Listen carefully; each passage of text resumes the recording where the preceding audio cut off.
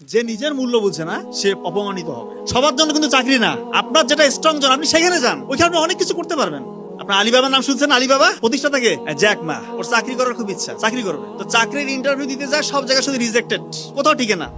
তো একজন স্টুডেন্ট হোক, সে ব্যবসায়ী হোক, যে কোনো স্টেজের যে কেউ, সে যদি জীবনে সফল হতে চায়, তার জন্য আলী রাদিয়াল্লাহু তাআলা বেশ কিছু উপদেশ দিয়েছিলেন। বেশ কিছু উপদেশ, সবগুলো বলবো না, গুটি কয়েক উপদেশের কথা বলবো। এইগুলো যদি কেউ মেনে চলে, ইনশাআল্লাহ, এই উপদেশগুলো কেউ মেনে চললে প্রত্যেকটা স্টেপে স্টেপে ইনশাআল্লাহ আপনি সফল হবেন। এর মধ্যে একটা উপদেশ এরকম ছিল, যে নিজের মূল্য বুঝে না সে অপমানিত হবে। হয়তো আমরা এই কথাটার অর্থ বুঝতে পারছি না। চায়নাতে এক তরুণ, ওর চাকরি করার খুব ইচ্ছা, চাকরি করবে। তো চাকরির ইন্টারভিউ দিতে যায়, সব জায়গায় শুধু রিজেক্টেড, কোথাও টিকে না। কেএফসির নাম শুনছেন? কেএফসি তে পরীক্ষা দিতে গেছে, ওইবার 24 জন পরীক্ষা দিয়েছে, 24 জন, 23 জনকে টিকাইছে, একজনকে বাদ দিয়েছে, ওই ছেলেটাকে বাদ দিয়েছে। পরে বলে যে একটু পুলিশে দাঁড়াই, পুলিশেও টিকে না। শিক্ষকতা করি, সেখানেও হয় না। কত জায়গায় যে পরীক্ষা দিচ্ছে, কোনো জায়গায় হচ্ছে না। পরে সে মন খারাপ করে একটু চিন্তা করলো যে আসলে কোন জায়গায় সমস্যা, কেন হচ্ছে না। সে পরে অনেকক্ষণ চিন্তাধারা করে দেখলো যে আসলে চাকরি আমার জন্য না, চাকরি আমার জন্য না, আমি উদ্ভাবন করতে পারি, নতুন কিছু দুনিয়াকে দিতে পারি। এবং সত্যিকার অর্থেই গোটা দুনিয়াকে সে এমন কিছু দিয়েছে যেটা এখন পর্যন্ত মানুষ স্মরণ করে। আপনার আলিবাবার নাম শুনছেন? আলিবাবা প্রতিষ্ঠাতাকে জ্যাক মার গল্প বলতেছে।